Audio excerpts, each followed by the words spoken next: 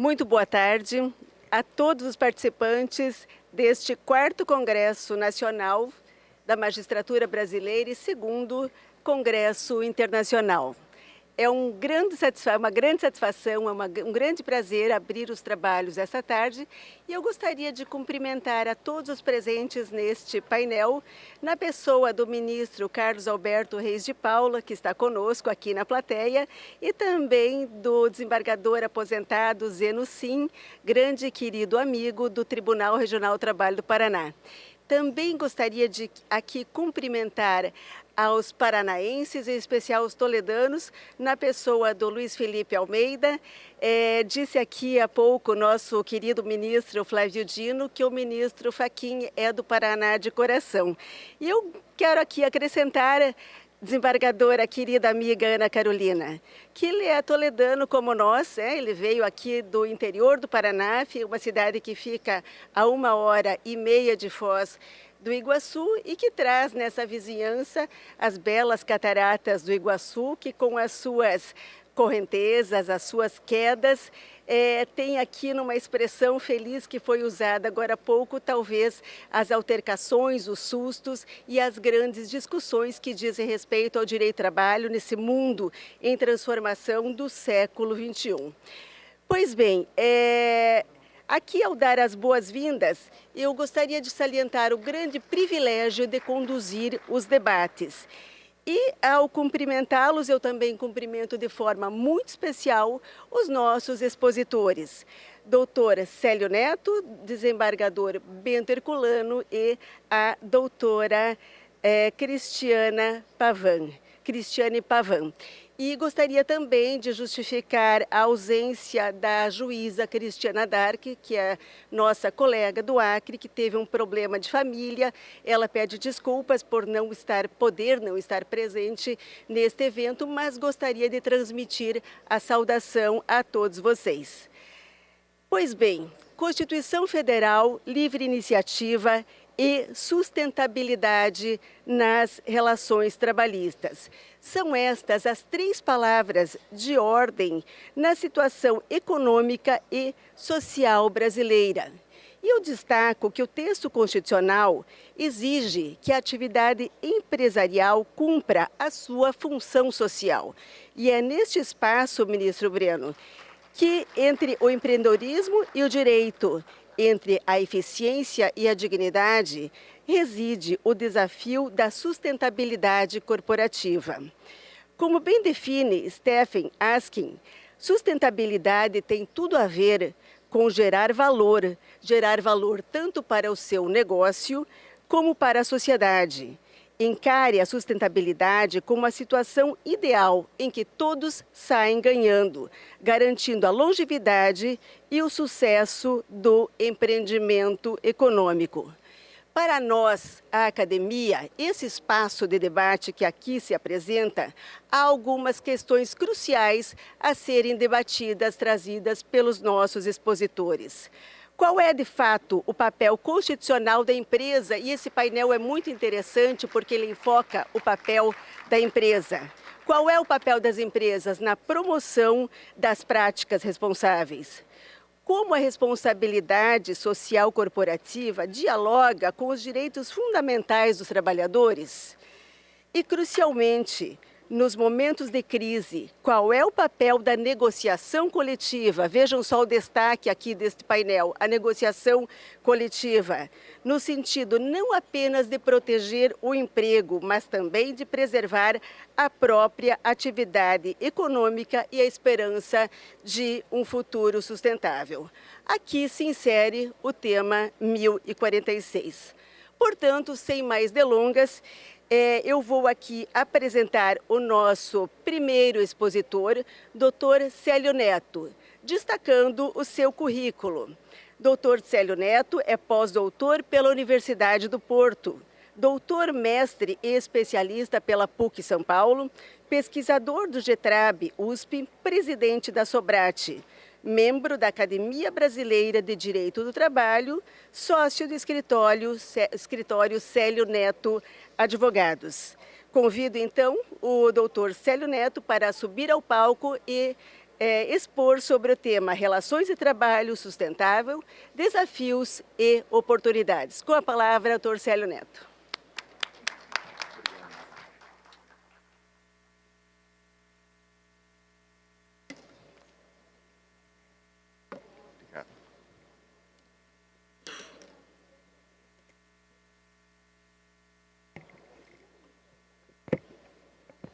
Boa tarde a todas e todos. É uma honra renovada estar aqui nessa tarde, nesse congresso fabuloso.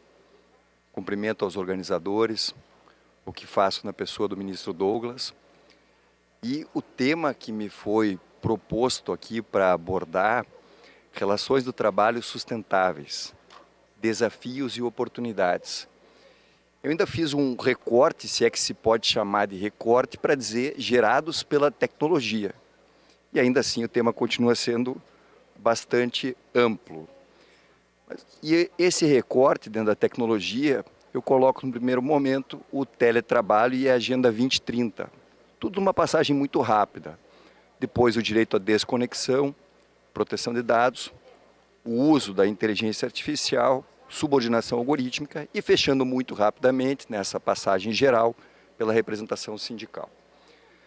No que diz respeito ao teletrabalho e à Agenda 2030, vejam que o Objetivo de Desenvolvimento Sustentável da Agenda 2030, no seu item 5, prevê aumentar o uso das tecnologias de base, da tecnologia e da informação.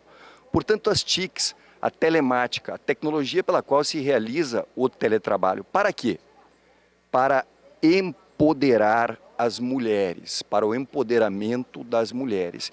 E aí se insere muito bem o teletrabalho pós-licença maternidade, a fim de que se amplie o tempo de convívio da mãe com o recém-nascido ou adotado, aumentando inclusive o período da amamentação e contribuindo para a manutenção da mulher no mercado de trabalho.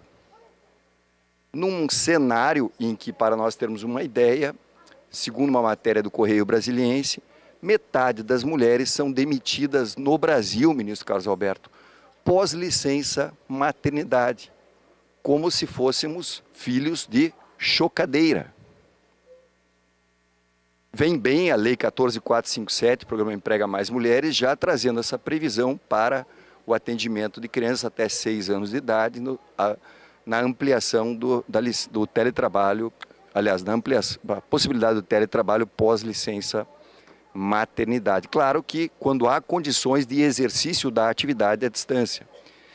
E é muito importante que haja essa possibilidade, porque precisamos corrigir uma distorção. O 4º relatório de transparência salarial demonstrou uma diferença salarial ainda de 21,2% entre homens e mulheres. E o teletrabalho pós-licença maternidade permite também pensarmos no teletrabalho pós-licença paternidade.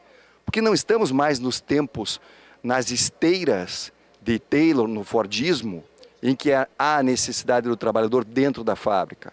Mas sim, o homem pode dividir as tarefas nesse momento tão importante com a mulher mediante o teletrabalho pós-licença paternidade. E só uma menção rápida, a Lei 14.811, que criminaliza o cyberbullying, na medida em que a Lei 13.185, lá em 2015, trouxe junto com o bullying o cyberbullying, e agora isso foi criminalizado, trazendo penas ainda maiores quando realizado no ambiente virtual, o bullying, o cyberbullying.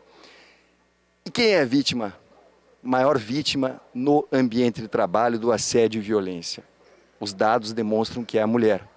Então é importante também fazer a menção a essa lei. No que diz respeito à redução das desigualdades e aqui a promoção da inclusão social. Vejam que há o objetivo no ODS 10 de até 2030 empoderar e promover a inclusão social, econômica e política de todos, independentemente de idade, gênero, deficiência, dentre outros. E aí o teletrabalho contribui para que o deficiente possa ter o pleno exercício da dignidade, na medida que não temos ainda uma acessibilidade adequada, seja no transporte público, seja no acesso às edificações públicas e privadas. Basta olhar para a COP26, em que a ministra de Israel não pôde participar porque não tinha acessibilidade durante a COP26. Se formos olhar para o meio ambiente tão degradado, cuja preocupação iniciou ali em 72 com a Conferência de Estocolmo, quando a médica Gro Harlem trouxe a definição de desenvolvimento sustentável no sentido de realizar não só as nossas necessidades, mas manter a preocupação para o que vamos deixar para as gerações futuras. E ali há a previsão de reduzir o impacto ambiental negativo no ODS 11, Cidades e Comunidades Sustentáveis, no item 11.6. E vejam que com o teletrabalho full-time ou o híbrido, nós reduzimos a quantidade de veículos que transitam, assim como daqueles que ficam parados em congestionamentos, queimando combustível não renovável. E ainda se olharmos para o ODS 11.7A, que trata de apoiar as relações econômicas, sociais e ambientais, reforçando o desenvolvimento, o planejamento regional e o desenvolvimento.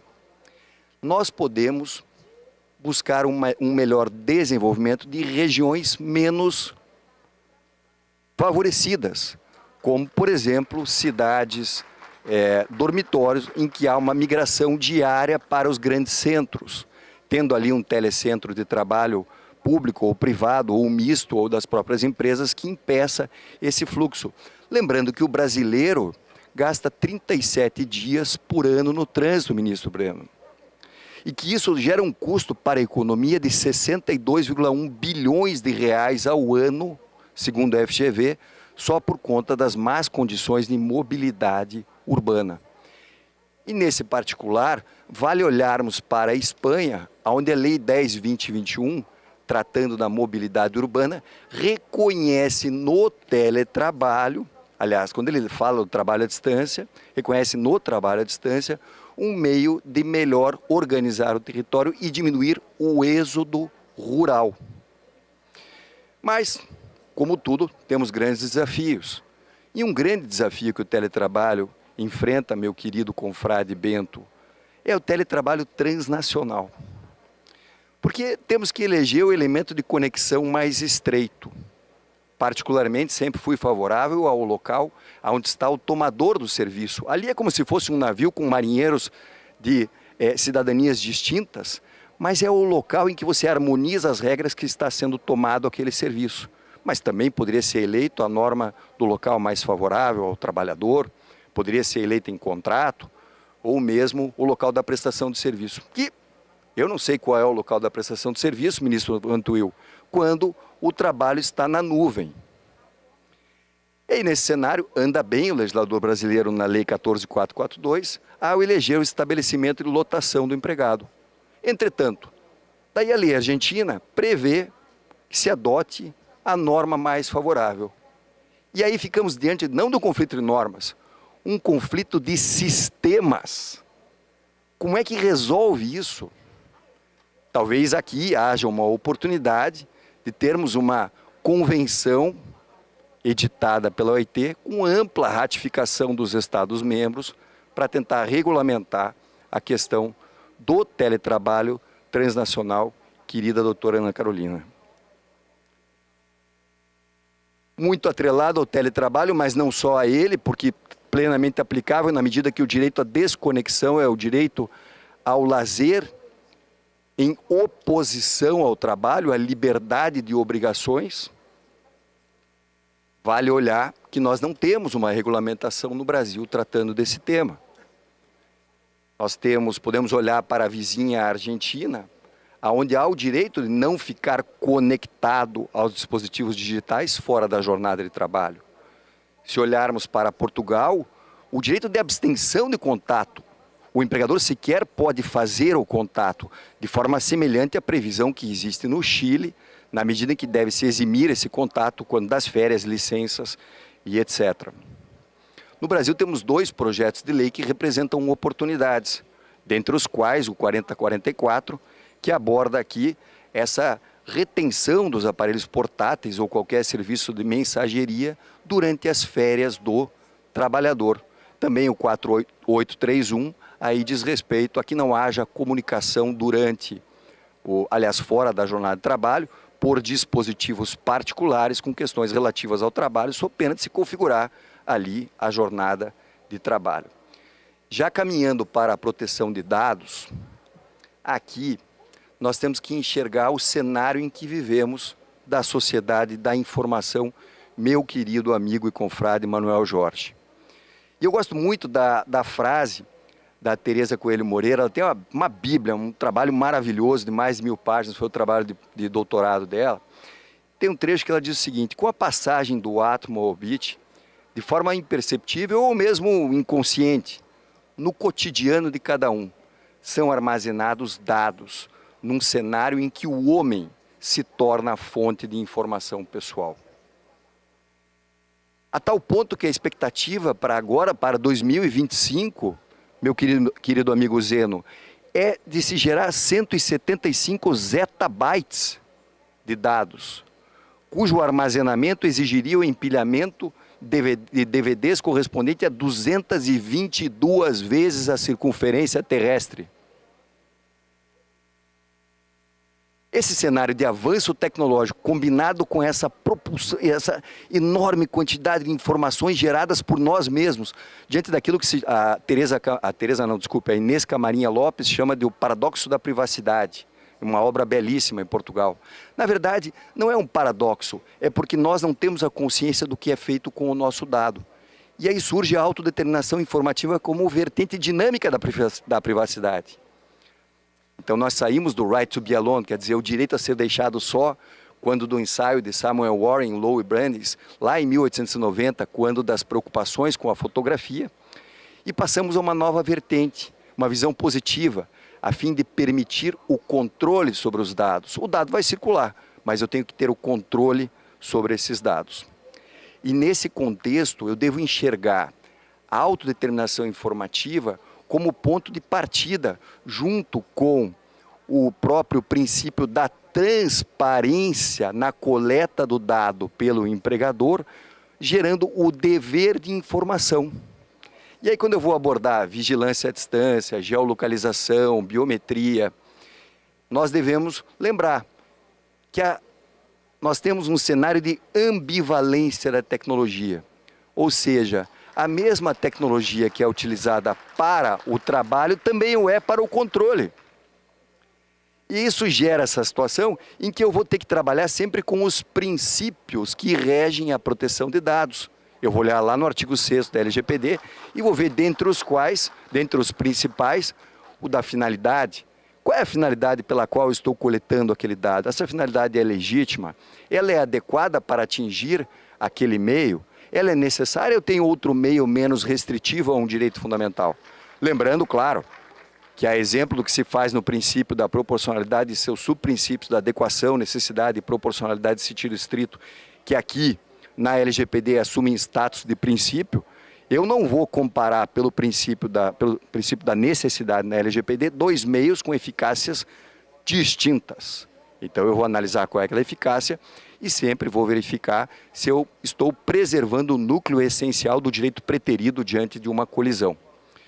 Nesse cenário, só a título de mera alusão, para dar alguma informação a mais, já que eu não tenho tempo para aprofundar, mas a autodeterminação informativa, esse dever de prestar a informação já vinha lá desde 97, no repertório de recomendações práticas sobre proteção de dados da OIT, onde se estabelecia o prévio conhecimento do trabalhador quando há o controle e a vigilância, dizendo quais são as razões que motivam o controle, as horas em que o controle será utilizado, quais as técnicas utilizadas.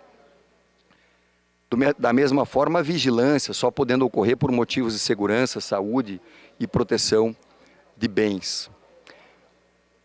A recomendação 2015 do Conselho dos Ministros na União Europeia é no sentido de que não sejam permitidos sistemas e tecnologias de informação que tenham por escopo principal monitorar a atividade e comportamento dos empregados.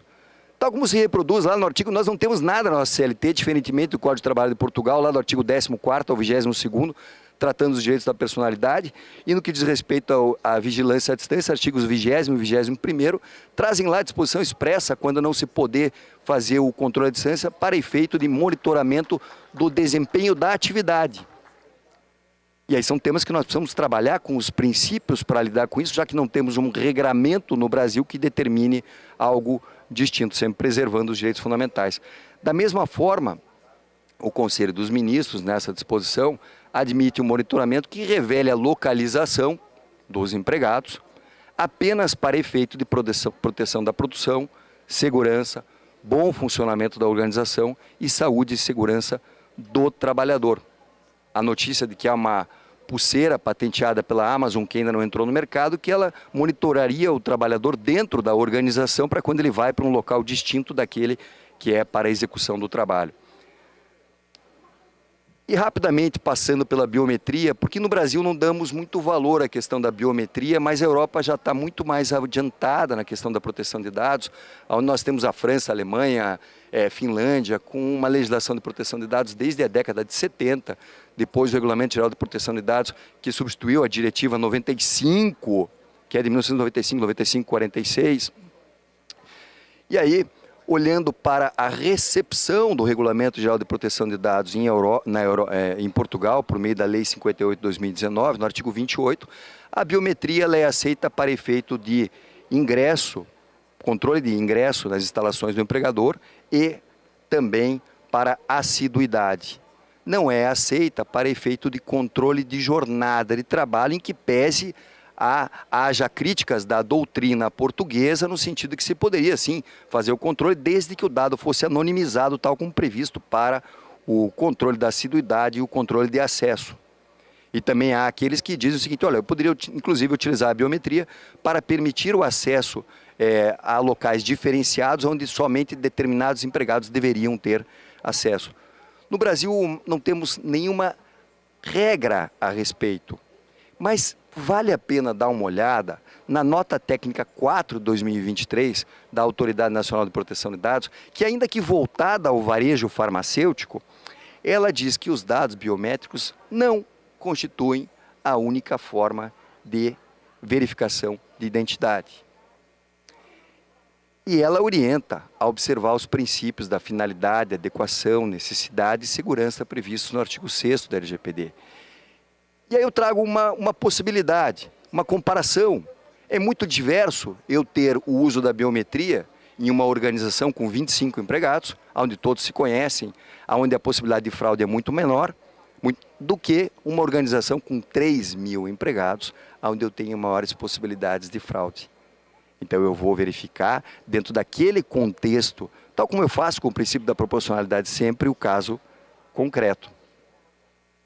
No que diz respeito ao uso da IA, nós temos aqui notícias de diversas situações, tal como a discriminação do algoritmo da Amazon, quando da contratação de programadores e não programadoras. Por quê? Porque ele trabalhou com um histórico de contratação que era de homens para aquela atividade. Também a questão da revisão humana, que no Brasil não há a previsão na LGPD de revisão humana da decisão automatizada, diferentemente do Regulamento Geral de Proteção de Dados. E a responsabilidade no uso da IA, que tem uma doutrina italiana belíssima do meu querido Giuseppe Ludovico, que nos prestigia com a audiência, em que ele fala muito melhor do que eu da simbiose homem-máquina. E você sabe, eu te falei, Giuseppe, que eu termino esse livro aqui, que eu convido a todos ao final da tarde para o lançamento ali nas 18 horas de proteção de dados, com uma abordagem no sentido de como é que fica a responsabilidade, o que é a chamada doutrina italiana de inadimplência aqui no Brasil, por culpa no uso da inteligência artificial quando se gera um dano a partir daí. E eu faço essa abordagem à luz do substitutivo do projeto de lei, que condensa todos os demais projetos de lei no Brasil e procura uniformizar as regras de forma responsável da inteligência artificial, importante, com base na centralidade da pessoa humana. Enquanto não temos essa legislação, quem sabe uma resolução da Autoridade Nacional de Proteção de Dados venha nos dar algum caminho, mas podemos olhar para fora, para as diretrizes da OCDE, podemos olhar para o Regulamento Europeu de Inteligência Artificial.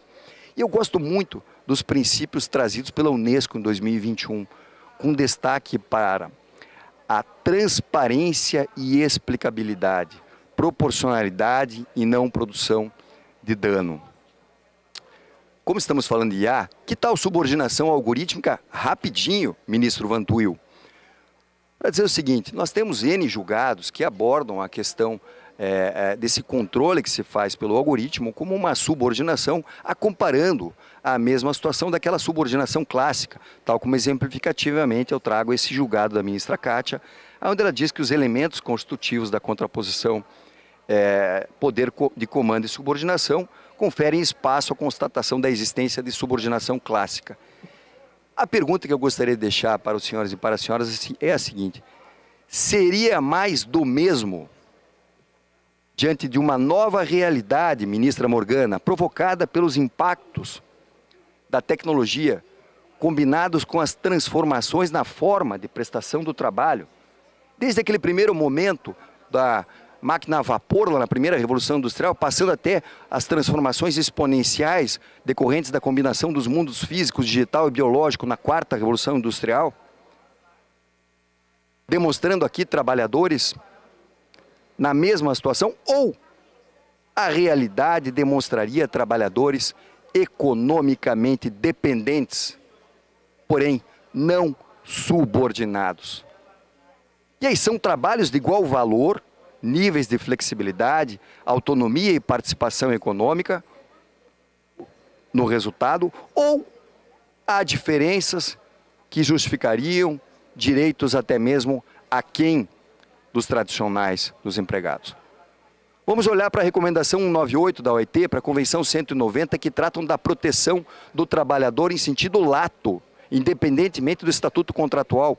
E a nossa Constituição Federal, no artigo 114, tal como já vem sendo falado desde ontem, ela nos traz não só a competência, mas o reconhecimento de que nós temos relações do trabalho em sentido lato, do qual o emprego é espécie. Qualquer interpretação que se faça ali, seja ela sistemática, gramatical ou axiológica, a tanto nos conduz. E a partir daí podemos olhar para Portugal, onde temos situações equiparadas às relações de emprego, quando não há subordinação oferecendo direitos mínimos. Ou mesmo na Espanha, no Estatuto do Trabalhador, inclusive com critérios para o trabalhador economicamente dependente. A partir daí, eu já apresentei em outros foros acadêmicos, e aqui deixo de maneira muito rápida, a proposta de inserção do artigo 3º-A da CLT, inserindo no ordenamento jurídico nacional a figura do trabalhador economicamente dependente, quando há ausente subordinação, a fim de conferir direitos mínimos a trabalhadores que estão à margem de qualquer proteção. Concluo a minha exposição só para dizer que no campo sindical, e sem entrar naquele tema que será belamente abordado pelos colegas que vão falar após mim, após a minha fala, a doutora Cristiane, doutor Bento, não só a importância da capacitação e da recapacitação nesse cenário de transformações, mas o sindicato ter uma preocupação com a sociedade atual que vivemos. Então, a transparência e a explicabilidade no uso do algoritmo, o tratamento de metadados coletados em razão da geolocalização, as regras das mensagens encaminhadas fora do horário de trabalho, lembrando que a França é pioneira nessas regras, com base em negociação coletiva em 2014. As minhas considerações finais são que os valores sociais do trabalho e da livre iniciativa são fundamentos da República. Estão lá no artigo 1º, inciso 4º, estão na ordem econômica fundada na valorização do trabalho humano e na livre iniciativa no artigo 170. Portanto, inovação combinada com proteção. Diálogo e ponderações intermináveis, diálogos intermináveis nessa relação em capital e trabalho, fazendo pontos e contrapontos como se fosse uma leitura tópica, buscando a melhor solução para aquele caso concreto. Lembrando que a Constituição Federal é ampla e genérica. Para quê? Para permitir a melhor hermenêutica ao tempo da sociedade em que lhe é destinatária. Com isso eu concluo a minha exposição 24 segundos antes, agradecendo imensamente a honra do convite e agradecendo a qualificada audiência de todos os senhores e todas as senhoras. Muito obrigado.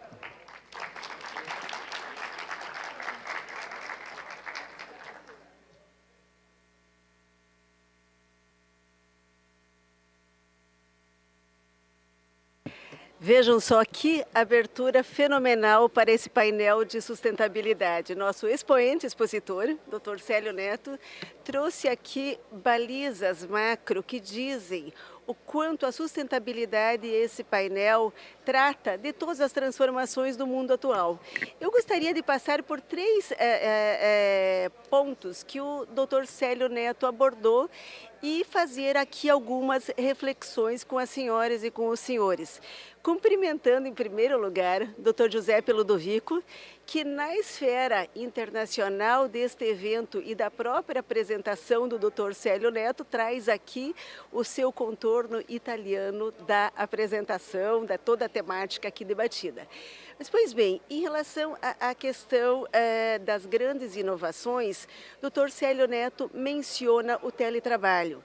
Teletrabalho é um desafio, sem dúvida nenhuma. Dr. Manuel Jorge está aqui pelo Ministério Público, testemunha dessas transformações em relação à atualidade. Teve recentemente o episódio do Banco Itaú com o número de demissões em massas a partir do controle da jornada desses trabalhadores, e isso causou uma polêmica grande nacional. Enquanto o Dr. Célio Neto falava, também estava aqui a refletir, Dr. Célio, sobre a questão da própria magistratura. Nós temos a magistratura, o juiz vinculado na sua competência territorial a partir da lotação. O teletrabalho e a Justiça Digital 4.0 não autorizam uma equalização, desembargadora Ana Carolina, de todo o montante de processos. Nós temos várias no Brasil, doutor Giuseppe, que tem 300 processos ano. E tem outras que têm 5.000 processos ano. O teletrabalho permite que haja a possibilidade de se tratar em outros formatos a questão da competência como limite da jurisdição, na medida em que a própria jurisdição está na nuvem. Não seria este também um patamar de repensar a sustentabilidade a partir de práticas laborais e relações de trabalho em uma outra envergadura? Me parece que sim.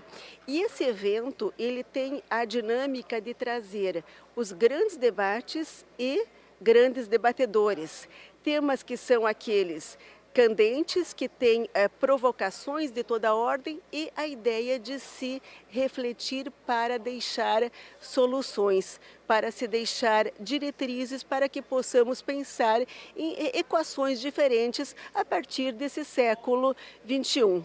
E aí o Dr. Célio Neto toca em um outro problema, aliás, voltando ao primeiro, a questão da mulher, não podemos esquecer que este é um ponto de grande sensibilidade em que o teletrabalho tem contornos próprios, importantes e necessários sob a perspectiva da sustentabilidade.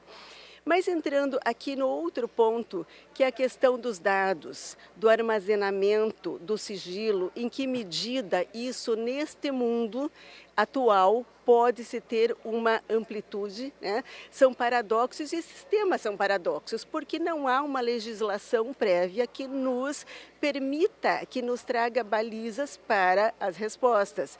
De modo que muitas vezes o Dr. Giuseppe é alguém que provoca muitas discussões, que sempre a gente está debatendo sobre o tema italiano, e hoje de manhã ainda falávamos sobre o modelo brasileiro ativista, né? Que traz muitas vezes respostas que a legislação ainda não alcançou por intermédio de interpretações e uma compreensão de que a norma jurídica ela acontece a partir da interpretação realizada pelo juiz ao encontro dos fatos do processo.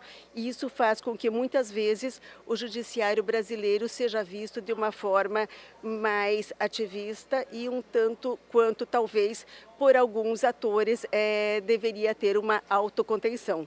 Pois bem, nessa questão dos dados, nós debatemos recentemente na SDI 2 a questão da geolocalização. E houve dois entendimentos ali muito intensos, um no sentido de que a geolocalização para verificar, segundo o telefone celular do empregado, o local em que se encontrava no momento em que se discutia, por exemplo, o início ou o término da jornada. Um dos posicionamentos foi no sentido muito convicto, no sentido de que a geolocalização ela atinge o patrimônio individual do empregado, no sentido da sua privacidade e a sua intimidade, de modo que, como um valor constitucional fundamental, estaria desautorizado.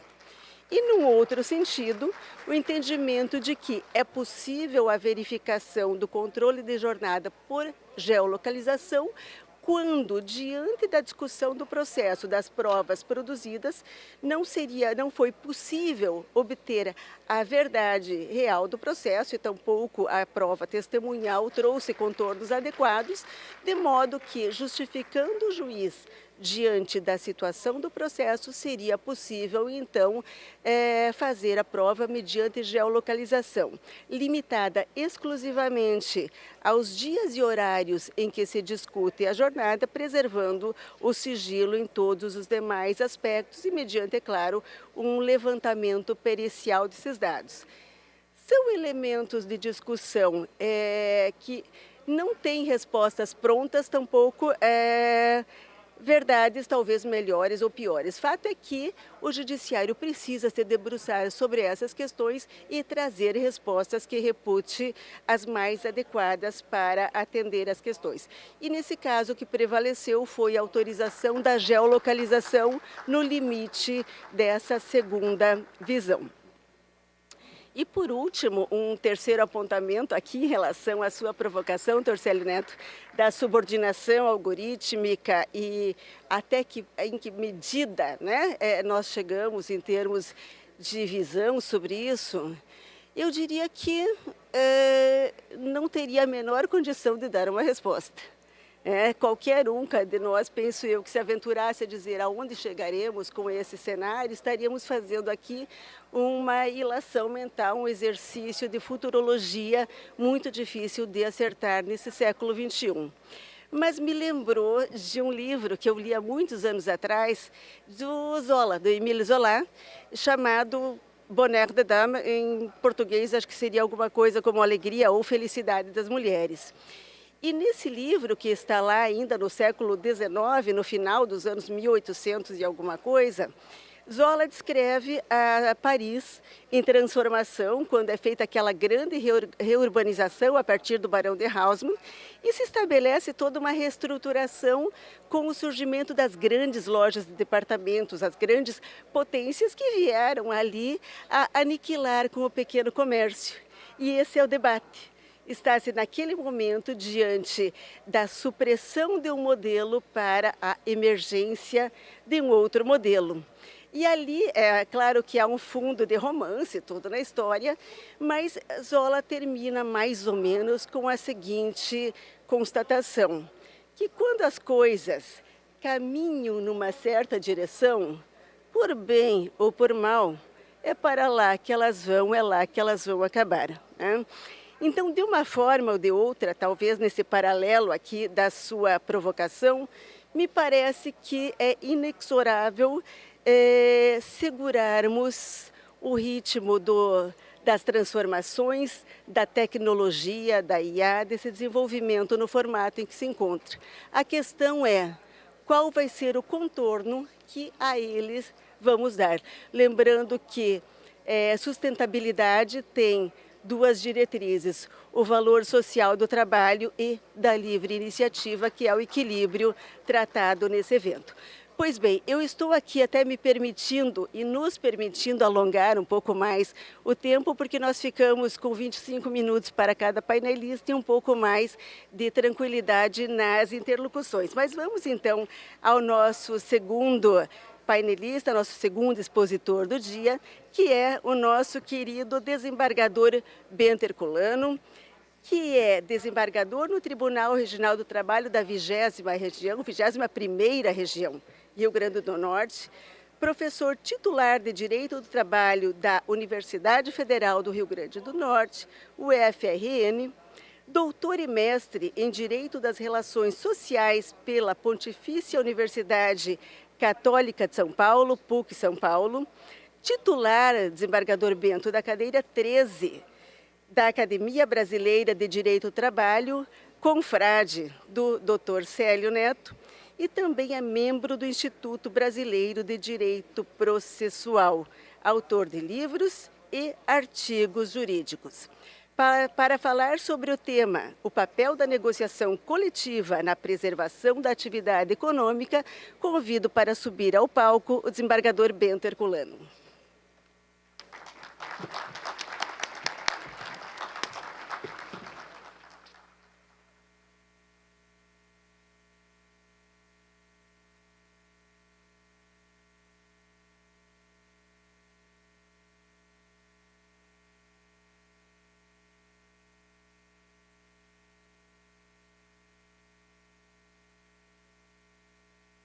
Não está centralizado.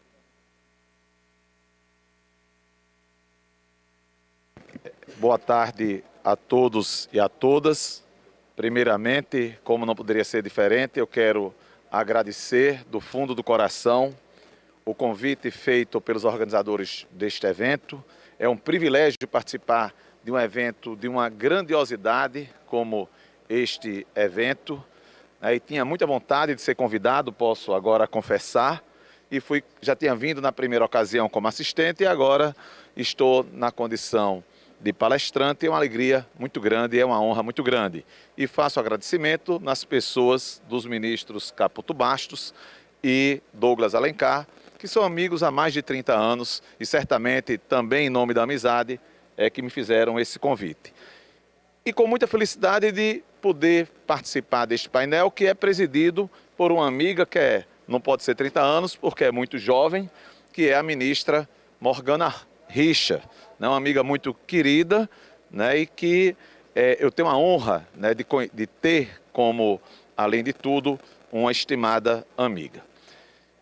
Também fico muito feliz de poder presenciar as presenças de amigos na plateia e faço o registro das presenças na pessoa desse já citado e querido amigo Giuseppe Ludovico, que eu digo que é o mais brasileiro dos italianos. E feliz também até porque hoje, ministra Morgana, escolheram uma foto razoável minha. Porque no Congresso da Academia Brasileira de Direito e Trabalho, eu reclamei porque a colega Vólia, que organizou, escolheu a pior foto que eu possa parecer. E eu brinquei, olha, você está com raiva de mim para trazer essa foto. E aqui até uma foto razoável, não podia ser melhor porque tem a realidade. Mas enfim, o tema que me foi proposto é um tema que eu disse, não puxando brasa para minha sardinha, mas em uma entrevista do lado de fora, que não tinha dúvida de se tratar de um dos temas mais importantes deste evento. Por que eu fiz essa afirmação com a mais profunda convicção? O tema é o papel da negociação coletiva para a preservação da atividade econômica. E esse tema, ele é fundamental para nós termos relações de trabalho mais saudáveis em nosso país. E, infelizmente, esse tema, professor Ludovico, é um tema contaminado, impregnado por uma coisa chamada ideologização. E como todos nós sabemos, não só o Brasil, mas o mundo vive um momento de dualismo, de polarização, de ideologização. Um dia, em relação a um certo governo, eu disse assim, não o governo, eu cheguei numa viagem e disse, a gasolina tá muito caro, vim aqui para a Praia da Pipa porque a gasolina tá cara. Aí um irmão meu disse, mas você está dizendo isso porque você está querendo criticar o governo A ou B? Eu disse, imagine, você está precisando de tratamento, isso para o meu irmão querido, porque eu apenas estou falando do preço da gasolina, reclamando do custo. E essa questão da negociação coletiva, se a gente for olhar para trás, desideologizando essa discussão, a gente vai ver que a pregação, que os elogios à negociação coletiva não vêm de agora, vêm de há muito tempo e de várias matizes ideológicas, que aliás eu nem gosto dessa história esquerda-direita, extrema esquerda, extrema direita, são rótulos que eu acho que a gente precisa repensá-los. Mas o tema da negociação coletiva é uma coisa muito antiga e diversos governos de matizes ideológicas diferentes sempre pregaram de uma forma ou de outra, com pequenas diferenças, mas pregaram que nós deveríamos passar do sistema da prevalência do legislado para a prevalência do negociado. Não à toa que a Constituição de 88, ministro Reis de Paula, tão querido amigo, não é à toa que a Constituição de 88, como nós todos sabemos, ela prestigiou de uma maneira muito forte, muito enfática, a negociação coletiva. Seja com a possibilidade de redução salarial pela primeira vez, com a permissibilidade mediante negociação coletiva, ou na questão da jornada em turnos ininterruptos de revezamento, seja pelo artigo 7º tratando de direitos individuais, mas colocando lá de índole coletiva a norma dizendo o reconhecimento da validade dos acordos e convenções coletivas, o que, aliás, foi o fundamento do STF para, à frente, em várias decisões, culminar com o tema 1046 do Supremo Tribunal Federal. Então eu vejo que pessoas que criticavam a negociação coletiva passaram a elogiar. E pessoas que elogiavam, que pregavam, às vezes alguns políticos, essas pessoas passaram a criticar a negociação coletiva, com um argumento, de certo modo, raso. Ah, vai retirar direitos. Não é esse o objetivo da negociação coletiva.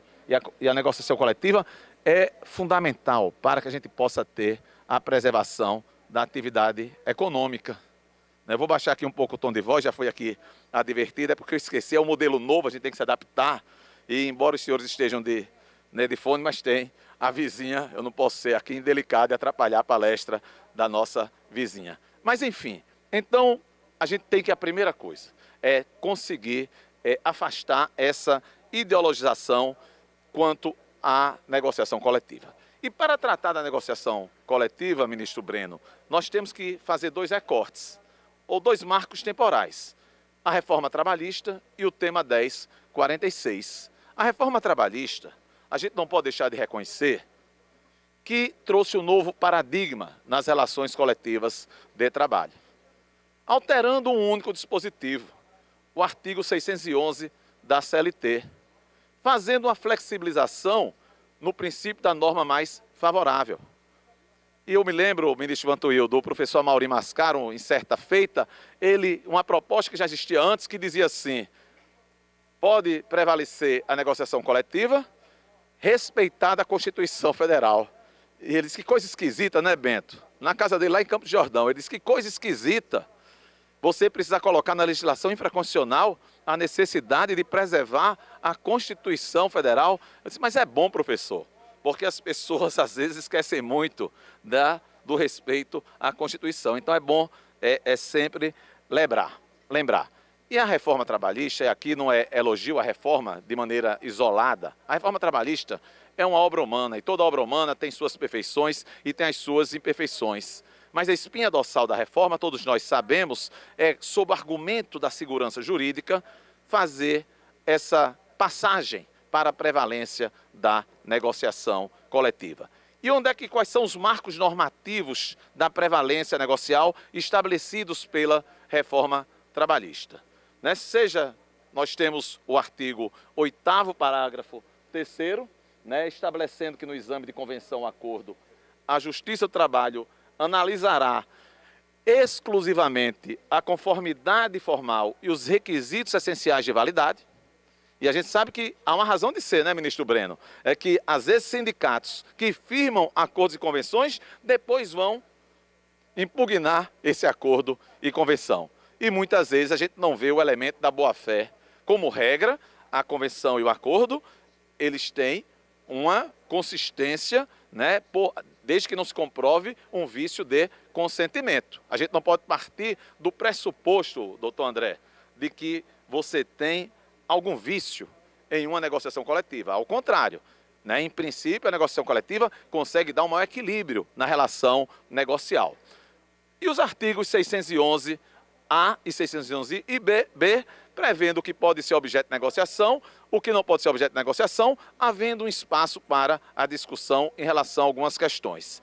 O 620 da CLT, eu gostaria aqui de falar com os senhores, que por mais que alguns queiram, ministra Morgana, criticar a espinha dorsal da reforma, mas se a gente parar para pensar, ainda que isso tenha acabado com o princípio da norma mais favorável, mas ninguém pode deixar de elogiar, de entender a essência, porque o acordo coletivo ele é mais específico do que a convenção.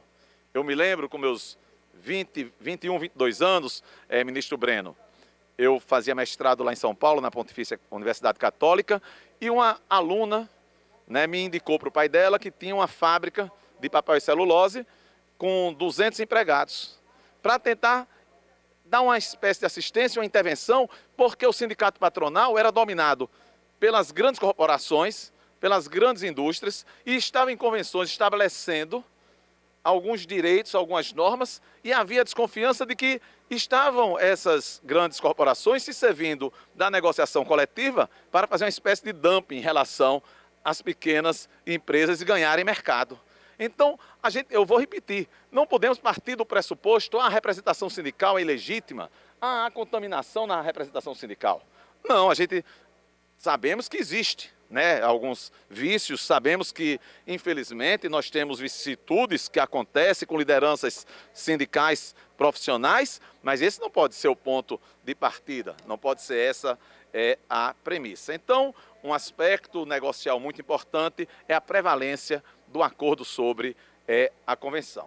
Chegamos ao tema 1046, onde o STF, todos nós sabemos, estabeleceu que o negociado há de prevalecer sobre o legislado, desde, claro, e vai repetir, aí eu me lembro de novo do professor Amaury, desde que não haja uma violação à Constituição. Portanto, né, chegando já na parte de finalização, pretendo não ultrapassar o prazo, eu estou me educando de uns anos para cá, né, porque eu era conhecido por ultrapassar o prazo e dizendo finalmente pelo menos umas 5 vezes em cada palestra, então vou tentar fazê-lo apenas uma vez. Enfim, começando aqui já o encaminhamento para o encerramento da nossa intervenção, o fato é que a gente não pode esquecer que o trabalho significa dignidade, não significa mercadoria, né? Há um princípio constitucional, inclusive da Declaração da Filadélfia, onde nós temos estabelecendo que o trabalho não é uma mercadoria. O professor Célio, que me antecedeu, inclusive, ele citou um dispositivo constitucional que eu gosto muito, querido Manuel Jorge, de citá-lo, que nós temos que esquecer dessa visão ultrapassada de conflito de classes, conflito entre trabalho e capital, até porque estão no mesmo dispositivo constitucional, o reconhecimento da livre iniciativa e o valor social do trabalho. Então a gente não pode também achar, então vamos usar a negociação como subterfúgio para a precarização do trabalho. Porque desde naquela época, ministra Morgana, quando eu comecei, eu vou entregar a idade, né, em 1987, na PUC de São Paulo, a primeira aula com o saudoso professor Cássio de Mesquita Barros Júnior, ele já falava do que acontecia na Europa, na França, trabalhadores da Air France, que trabalhavam mais no verão, menos no inverno, não ganhavam horas extras no verão, em compensação, mantinham os empregos no inverno. E isso nada mais do que o banco de horas, que só chegou no Brasil por intermédio da Lei 9601, em 98, e ainda assim como um jabuti, que é uma expressão, professor Ludovico, que a gente usa aqui. Como eu disse, você é um italiano muito mais brasileiro que italiano, sabe o que é um jabuti. Ou seja, era uma lei para uma coisa e colocaram outra coisa, né? Então vejam, flexibilização a gente tem que ter, e banco de horas, quem é hoje que pode criticar o banco de horas? Nós sabemos que o banco de horas atende muito mais, em geral, as necessidades dos trabalhadores do que dos próprios empregadores, ainda que também, obviamente, eventualmente, vai atender às necessidades, os interesses dos empregadores. E eu tive a curiosidade de fazer um recorte quanto à importância, o crescimento das convenções, dos acordos, das negociações coletivas, com 2 recortes temporais, né? Esse primeiro, em vermelho, né, que diz respeito à reforma trabalhista, e o segundo, em verde, que diz respeito ao tema 1046. E se a gente observar, essa linha azul é a linha dos acordos e convenções coletivas. Então nós tínhamos, né, antes da reforma trabalhista, um número bem maior, né? E quando chegou a reforma trabalhista, já estava um número diminuído de acordos e convenções coletivas, né? E esse número dos acordos e convenções coletivas, ele foi caindo, chegou ali a um ponto menor, mas em face da pandemia, a gente tem que olhar que foi por causa da pandemia, e depois voltou a crescer, mas se olharmos da interseção do vermelho com o amarelo, ali mais ou menos com azul mesmo, e o último ponto azul, vamos verificar que o número de acordos e convenções não cresceu com a reforma trabalhista, mas também não diminuiu. Mas os dissídios coletivos, esse número já vinha em declínio e após a reforma e após o tema 1046, esse número caiu muito mais. Eu assisti pela manhã uma palestra sobre mediação pré-processual, onde se falou de se evitar pela mediação greves, dissídios coletivos. E, de fato, se a gente parar para pensar, o dissídio coletivo, por isso eu sempre fui entusiasta da mediação pré-processual, foi na minha gestão enfrentando a antipatia da maioria dos colegas. Chegou no ponto onde eu disse, olha, mas o DST, né, na época o vice-presidente, já está cobrando, nosso tribunal é um dos dois que não tem ainda uma regulamentação da mediação pré-processual, e a mediação pré-processual é uma coisa fantástica. Até porque quando ela começou lá no TST, eu era convocado e atuava na vice-presidência, onde começou a acontecer a mediação pré-processual. Então eu vivi, confrade Manuel Jorge, o momento, né, do surgimento da mediação pré-processual na Justiça do Trabalho e vi as vantagens dela. E a mesma coisa em relação aos acordos e convenções coletivas. Como é que a gente vai deixar de relacionar o decréscimo do conflito quando nós temos um fortalecimento da negociação coletiva? E se olharmos bem, a leitura adequada é que a negociação coletiva, quando baixa o número de dissídios coletivos, ela tem cumprido um papel importante para a preservação da atividade econômica. E chegando na parte finalíssima, né, no sprint final aqui da nossa intervenção, nós devemos refletir o seguinte, pessoal. Ora, o que se pretende com negociação coletiva foi esse o argumento da reforma, e um argumento verdadeiro é a obtenção, né, com esse prestígio da negociação, a segurança jurídica. Esse foi o grande argumento para essa mudança de sistema de legislação de direito de trabalho, de relações de trabalho em nosso país. E segurança jurídica é algo que ninguém pode, em nenhum momento, contestar. Eu participei de um grupo de estudos do Poder Executivo, chamado GAET, onde o tema do nosso subgrupo era direito do trabalho e segurança jurídica. E às vezes alguns me criticavam por ter aceito aquele convite. Aí eu disse, como é que eu vou recusar um convite onde a bola, né, a pedra de toque é segurança jurídica? Quem é que não quer segurança em qualquer aspecto da sua vida? E por que não nas relações de trabalho? E aí nós olhamos para o Código de Processo Civil de 2015. Qual foi a grande mudança do Código de Processo Civil de 2015? Se da CLT foi a prevalência do negociado sobre o legislado, o Código de Processo Civil de 2015, sem dúvida alguma, foi a implantação de um sistema de precedentes, que já existia de uma maneira tímida, mas aí nós passamos a tê-lo, né? Eu fui convidado para falar na Comissão Especial da Reforma Trabalhista na Câmara dos Deputados, e eu defendi o TST, ministro Breno, porque criticando o ativismo do TST, criticando súmulas, e nós sabemos, teve inclusive o artigo 802 da CLT, e aí eu respondi, ministra Morgana, para um deputado, me causa estranheza tentar se evitar súmulas de jurisprudência no Tribunal Superior do Trabalho, pela mesma legislatura que aprovou o Código de Processo Civil de 2015. Claro que haviam outros motivos que não me cabe aqui entrar, né, em detalhes e emitir alguma opinião. Mas a gente não pode deixar de considerar que em uma sociedade, em um mundo que nós vivemos, o sistema de precedentes, eu diria que ele é mais do que elogiável, ele é necessário. E não à toa, na última gestão do Tribunal Superior do Trabalho, uma gestão que não foi, né, completa pelos 2 anos, uma gestão menor de maneira temporal, mas onde se marcou a grande marca foi a implantação de um sistema de precedentes. Enfim, né? E aí eu tenho 30 segundos, serei rápido. Enfim, a preservação da atividade econômica e manutenção dos direitos é algo essencial que passa pela negociação coletiva apenas com 3 pressupostos que devem ser observados: a flexibilidade responsável, o equilíbrio negocial e o desenvolvimento social.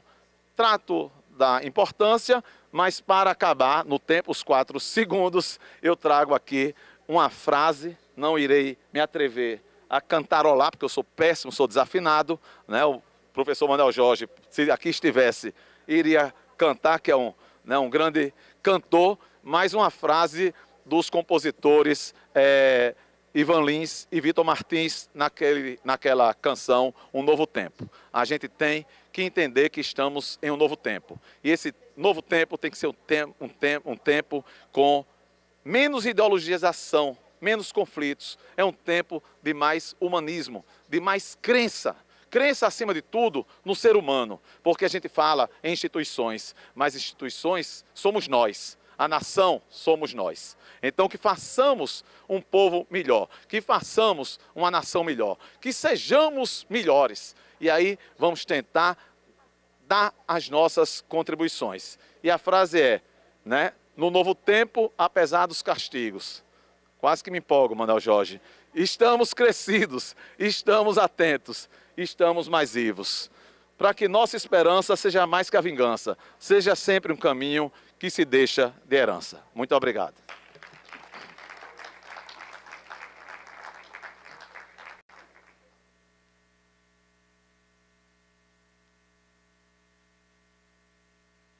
Agradecendo a pontualíssima exposição do desembargador Bento Herculano, que trouxe reflexão e luzes ao tema que chegou então às convenções e acordos coletivos de trabalho na sua prevalência sobre o legislado. Pegando o gancho, desembargador Bento, do tempo, o tempo é o senhor de muitas coisas, né?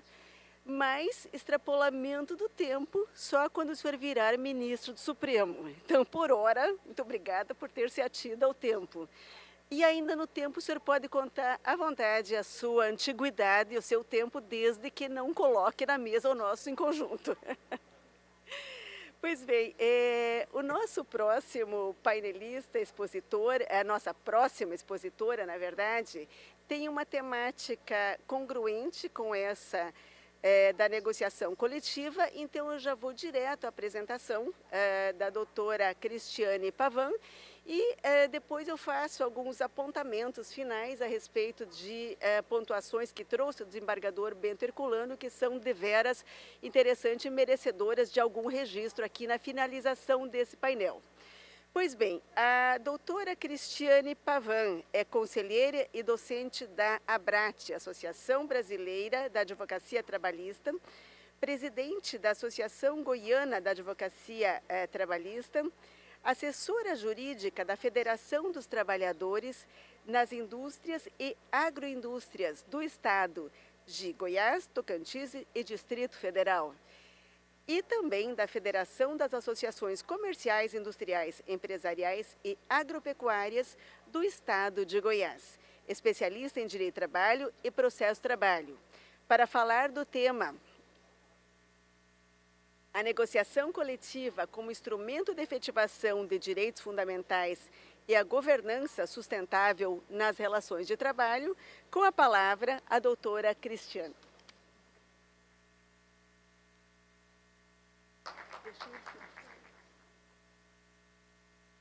Bem, eu cumprimento essa honrosa plateia e me atrevo a fazer diferente do que os colegas que me antecederam, que citaram tão sucessivamente aí as autoridades aqui presentes, porque acredito que se eu citar cada nome eu vou ficar mais nervosa ainda da qualidade de quem me escuta.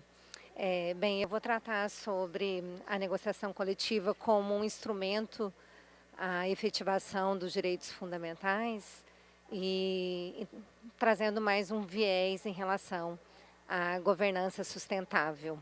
E esse tema me é muito precioso, porque sou advogada sindicalista, mais voltada ali ao lado laboral, embora tenha ali assessoria de algumas empresas, inclusive de entidades sindicais, patronais também, trazendo esse viés de como uma negociação coletiva ela pode, de fato, nos ajudar.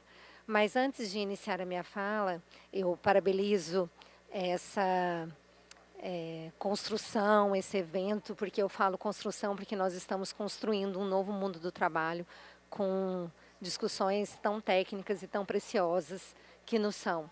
E eu faço na pessoa do ministro Douglas e confidencializo a vocês, descendo aqui do salto, como foi que eu tive a oportunidade de conhecer o ministro, porque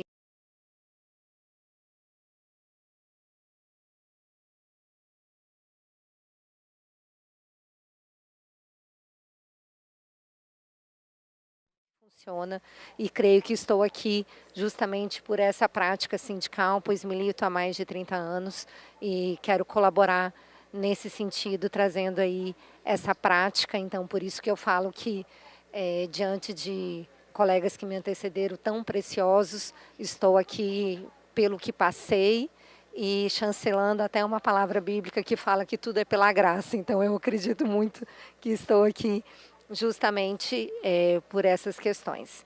Então, vamos à palestra no sentido de trazer uma reflexão para vocês, inicialmente com esse gráfico. Era para ser um vídeo, mas como aqui o evento não traz esse vídeo, eu gostaria até que vocês tivessem a oportunidade de pesquisar esse vídeo, chama Empleo. Em espanhol seria o emprego. E ele começa o cidadão acordando e quem está segurando um espelho é uma pessoa. Ele faz jus ali à alimentação porque está utilizando como mesa pessoas, cadeiras pessoas. Ele está sendo transportado como se fosse uma moto ali no caminho do emprego, do seu trabalho, também utilizando de alguém o carregando, fazendo jus de uma moto, fazendo as vezes de uma moto. E daí, no armário também, uma pessoa como um cabideiro, o semáforo ali, quando ele abre a camisa, o sinal vermelho, encaminhando ali como se fosse uma coisa, e depois ele se serve de tapete, e depois uma pessoa o pisa.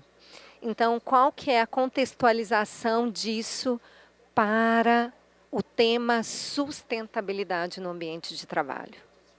Porque você vê que diante dessa rotina, desse trabalhador, desse cidadão, a engrenagem ela funciona.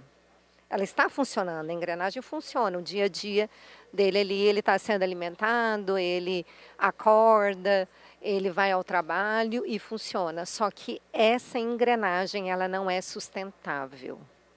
E o que acontece em relação ao nosso mundo? Muitas vezes a gente fala sobre sustentabilidade somente pensando ali no planeta, que é algo muito importante, afinal estamos relacionando-se ao futuro, mas nós não estamos falando de um ambiente laboral sustentável. E quando a gente fala em negociação coletiva, é importante que a gente traga esse viés também para o mundo do trabalho, porque a negociação coletiva ela pode ser uma solução para a implementação de medidas sustentáveis no ambiente de trabalho.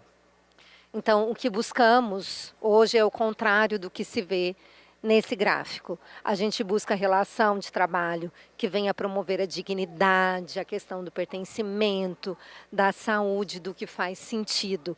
E por que eu trouxe essa reflexão a vocês?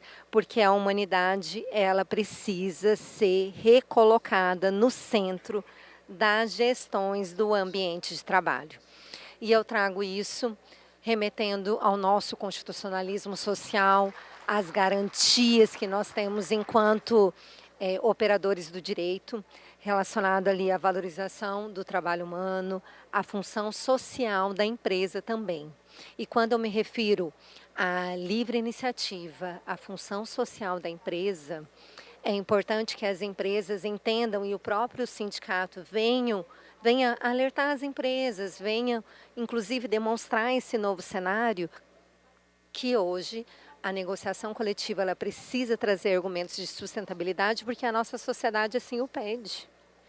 mais do que nunca, eu não sei na cidade onde vossas senhorias residem, mas pelo menos Goiânia, onde eu resido, está uma febre de busca da saúde. Está uma febre de preocupações com o meio ambiente e que as empresas venham fornecer esses ambientes sustentáveis. E nada, quando a gente fala, e isso foi muito falado, inclusive pelo ministro Dino, que nos antecedeu, no sentido de que é uma preocupação das plataformas, e hoje a gente não vê grandes empresas quererem, de alguma forma, se aproximar a essas grandes plataformas como se fossem medidas de sustentabilidade, que implicam em medidas de sustentabilidade. Quando que a gente vai dizer que uma grande empresa quer falar, olha, quer ser como a empresa Uber em relação à valorização do trabalho humano? Isso não é possível, porque justamente grita aos nossos olhos. A sociedade, ela de uma forma muito dicotômica, ela quer buscar a sustentabilidade, quer buscar a facilitação das plataformas. Mas as empresas, elas só vão crescer se elas conseguirem implicarem na sua organização, se elas conseguirem entender que não há um antagonismo entre a livre iniciativa e a valorização do trabalho humano. E que não é uma briga para uma empresa implicar normas de sustentabilidade. Pelo contrário, as normas da ESG, que estariam ali relacionadas ao ambiente, ao social, à governança, elas não são antagônicas, elas não são inimigas, porque elas estão presentes em tudo, elas estão presentes na vida elas devem estar presentes porque elas permeiam a vida do cidadão. E daí vem a nossa legislação, muito sabiamente, trazer para o sindicato a força que lhe é cabível numa maneira muito intrínseca para o qual ela foi criada. O sindicato ele foi criado para buscar ali a defesa da sua categoria, e ela agora o pode fazer por meio do tema 1046, por meio do tema 638, que entende, por exemplo, o tema 638, a questão da demissão em massa, ela não é apenas um bloco de pessoas, ela atinge uma sociedade, ela atinge aquela função social, ela está inserida na sociedade, e isso, sim, deve ter a participação do sindicato, porque ela atinge a humanidade, ela atinge justamente não só a subsistência daqueles trabalhadores, mas a sua própria existência. Então quando a gente fala do que é necessário para que esses instrumentos coletivos atinjam o seu fim, eu lembro a vocês a questão primordial que muitos sindicatos, e eu falo isso como advogada sindicalista que sou, deixam de atingir, que é a questão da vontade legítima. Como que é feita essas assembleias em que são colhidas as pautas de reivindicações? Como que o sindicato atua para entender qual é a vontade, qual a necessidade daquele trabalhador? O respeito aos direitos indisponíveis, uma participação sindical efetiva. Então, infelizmente, para que a gente faça valer esse poder dos sindicatos, é necessário que se respeite esse tripé. E a ESG, como eu disse anteriormente, ela não compete com nada, porque ela está presente em tudo. A questão da responsabilidade empresarial na cadeia produtiva.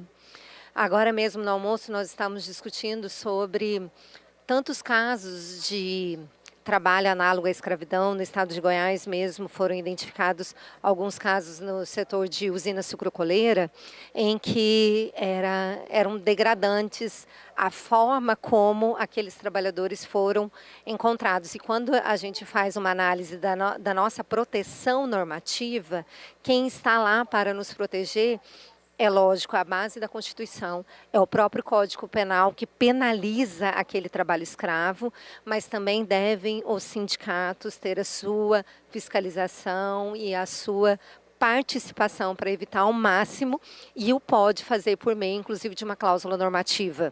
E como que ele pode fazer essa cláusula normativa?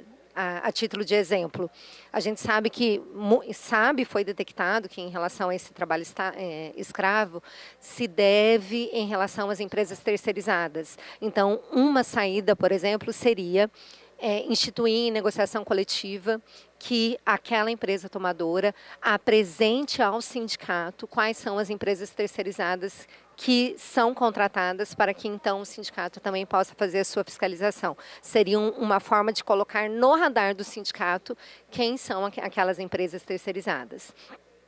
Também cito como exemplo para vocês as cláusulas que podem buscar uma equiparação salarial em relação aos homens e às mulheres. É lógico que isso está resguardado constitucionalmente, mas seria mais uma forma da empresa entender que ela está sendo fiscalizada e que ela precisaria ter esse cuidado, porque quando a gente fala em sustentabilidade, a gente também fala dessa desigualdade salarial entre homens e mulheres, entre a população branca, entre a população negra, e é importante que também os sindicatos façam por meio de cláusulas negociais. Temos também como reduzir alguns vieses que nos são intrínsecos. Nós, como cidadão, a gente acaba trazendo até mesmo da nossa história, da nossa infância, muitas vezes alguns vieses de preconceito que poderiam ser muitas vezes retirados do nosso subconsciente como uma contratação às cegas. Como que seria essa contratação?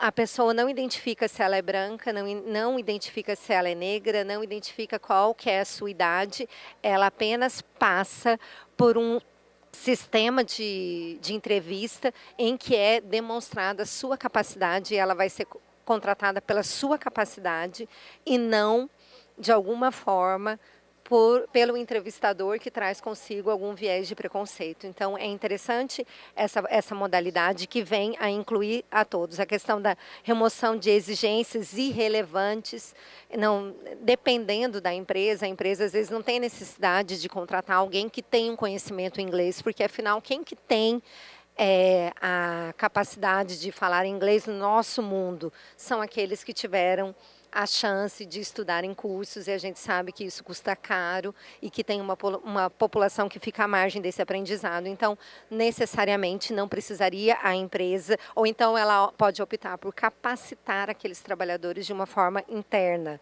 Depois de contratado, então eu o capacito. A questão da negociação coletiva como instrumento de sustentabilidade, ela pode trazer inclusão, ela pode trazer uma proteção ao ambiente de trabalho. Então, o papel da negociação coletiva, ela vai muito além da solução de conflitos. Ela pode construir um mundo melhor. Ela pode trazer, inclusive, maior crescimento para aquela empresa, porque dados da FGV, que nos forem compartilhados, mostram que as empresas que têm a prática da sustentabilidade, ela tem muito mais crescimento econômico, tem muito menos litigiosidade, o que vem a corroborar com a minha fala no sentido de que aquela empresa sim traz uma base sólida para a sociedade.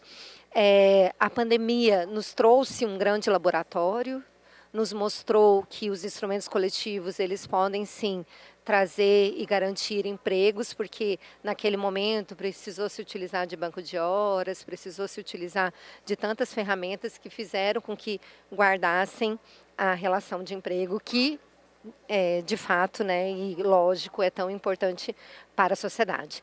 Então, a ESG, ela entra na pauta da negociação, ela traz um sinal de mercado, inclusive, em relação aos investidores, porque muitos investidores deixam de investir seu capital naquelas empresas que não aplicam a sustentabilidade. Então, é importante que as empresas entendam esse papel. Tem outras cláusulas inovadoras possíveis, como a questão de comissões de segurança, como que é feita, como que é realizado o programa de gerenciamento de riscos das empresas. Então, tem como fazer até, inclusive, uma comissão paritária entre o sindicato laboral e a própria empresa, no sentido de entender como que está aquela progressão de análise de risco da empresa em relação à saúde dos seus trabalhadores, políticas de transição, de uma transição digital mais justa. Então, os direitos sociais, eles são, na verdade, o que muitas empresas ainda não entenderam. Elas são ativos estratégicos, inclusive para o seu crescimento. Inclusive para o seu crescimento. O que está faltando é uma conscientização da própria população, da própria sociedade, daí isso inclui a sociedade civil organizada, que são os próprios sindicatos, de entender a ferramenta que eles têm que os sindicatos têm nas mãos.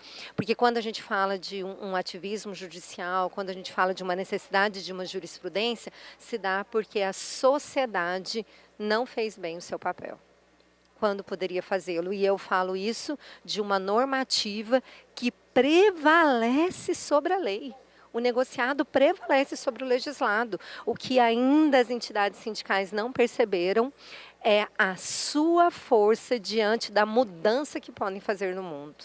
Infelizmente, estamos aí com todas as armas e com a solução nas mãos. Então, o sindicato contemporâneo, ele atua no centro da estratégia do ESG, do cuidado do ambiente, não só relacionado à economia verde, mas também ao ambiente laboral, aos direitos humanos e a tudo que a nossa sociedade e o mundo do trabalho tanto precisam, um desenvolvimento sustentável. E daí eu trago para vocês uma dimensão dessa sustentabilidade, porque eu estou falando no tópico social, ambiental, econômico, e nós temos experiências, tanto no setor público como no setor privado, de que medidas sustentáveis são necessárias e que podem fazer a diferença no mundo. E daí citando, inclusive, o próprio Poder Judiciário, já que nós estamos aqui diante de um congresso da magistratura, um exemplo do TRT 18, que é o programa Inovar é Cuidar. Ele é dividido em várias comissões relacionadas ali à diversidade, à acessibilidade, prevenção de assédio, tudo isso no sentido de resguardar os objetivos, inclusive permeados ali na OIT. E daí eu trago também o projeto Plantando o Futuro. Gente, é sensacional esse projeto. O que o TRT 18 fez em parceria com o MPT. O MPT Goiás, inclusive, que nós estávamos conversando, doutor Manuel. Ele veio no sentido de buscar ali, depois de uma força-tarefa relacionada ali ao trabalho escravo, ele pegou parte da multa e destinou para o plantio e para o reflorestamento e para o cuidado em relação ao rio Meia Ponte, que é um rio muito precioso para o nosso estado. Então, teve esse cuidado relacionado ali à sustentabilidade do TRT.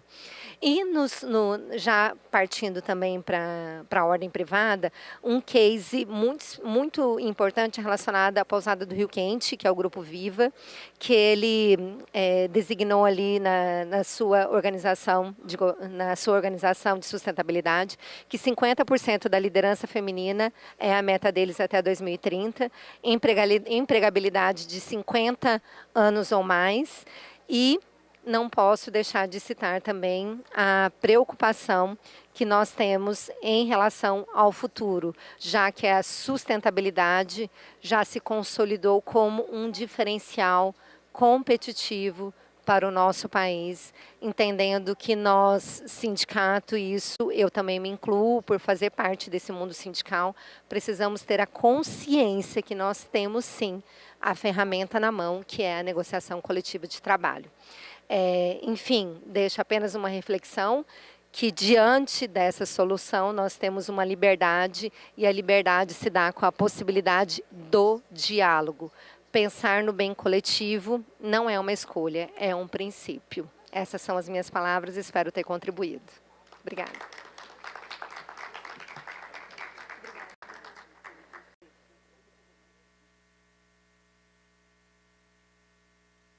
Pois bem, chegamos então ao final deste maravilhoso painel, do terceiro painel aqui realizado. E o tempo agora foi cruel comigo, que acabei, eu acho que ultrapassando o tempo, a vizinhança toda já se foi. Mas eu quero fazer uma pontuação muito rápida sobre alguns aspectos que foram aqui tratados. Não vou levar mais do que 3 minutos. O primeiro, o desembargador Bento Herculano mostra um quadro muito preocupante, desembargador Bento. Eu não tinha visto esse quadro dos instrumentos normativos e é uma reflexão que eu não havia me proposto ainda sobre ela, né? O crescimento e o decrescimento dos instrumentos normativos pelos atores sociais. Há aqui um elemento importante a se debruçar na medida em que o tema 1046, ele foi julgado em 2022, ele traz um novo cenário, um recorte a partir do qual o acordo, convenção realizada entre as partes, é norma jurídica com conteúdo de contrato e traz a possibilidade de reequacionar toda a construção normativa pelos próprios atores sociais. E aí entra o segundo ponto das questões anulatórias, que diz respeito também ao Ministério Público do Trabalho. Hoje de manhã eu assisti um painel muito interessante que tratava do tema negociações coletivas, e ali, Dr. Manuel Jorge, se falou da questão de ações anulatórias cumuladas com o pedido de indenização por dano moral.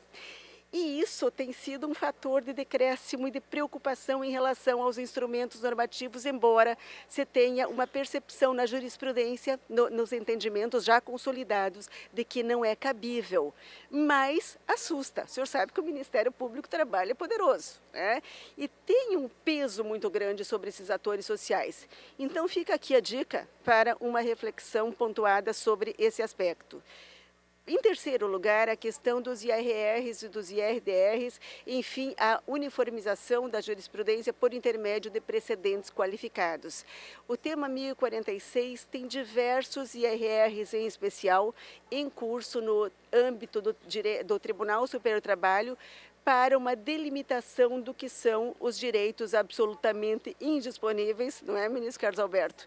E aí a comunidade jurídica tem um papel extremamente importante, que é como atores jurídicos trazerem subsídios mediante audiências públicas, os amicus curiae que podem ali se inscrever para contribuir nos debates e que se possa ter então uma uniformização mediante precedentes obrigatórios qualificados, com não apenas qualificados com o seu resultado, pela sua vinculação, pelo seu caráter erga omnes, mas pelo conteúdo que traz intrinsecamente a eles. Passo em seguida, rapidamente, também a contribuição da querida doutora Cristiane, que traz uma outra tônica, ESG. ESG é o tema da hora, né? O tema em que os instrumentos normativos precisam de uma mudança do comportamento dos atores sociais. E aí estão os advogados dos sindicatos com um papel preponderante no sentido de trazer uma orientação balizada e adequada para que se possa atingir um nivelamento. E é claro que não se pode desconsiderar que nós estamos diante de um cenário em que é preciso uma maturação, é preciso rever o modelo de contribuição sindical, é preciso rever vários aspectos de como funciona essa importante estrutura que tem a partir da Constituição de 88 um novo papel para a sua legitimação. E aqui fica então a conclusão final, no sentido de que este painel foi de uma riqueza extrema. Eu tenho a certeza, saio daqui com uma visão mais maturada pela contribuição que trouxeram e com propostas. São propostas que abrem avenidas, abre veredas para que se possa efetivamente transformar esse cenário em algo concreto, palatável e de transformação em tudo que se tem como essência da proposta desse século XXI, civilizatoriamente falando. Muito obrigada pela participação de todos. Eu convido os nossos expositores a subir aqui para uma foto com o certificado. Muito boa tarde.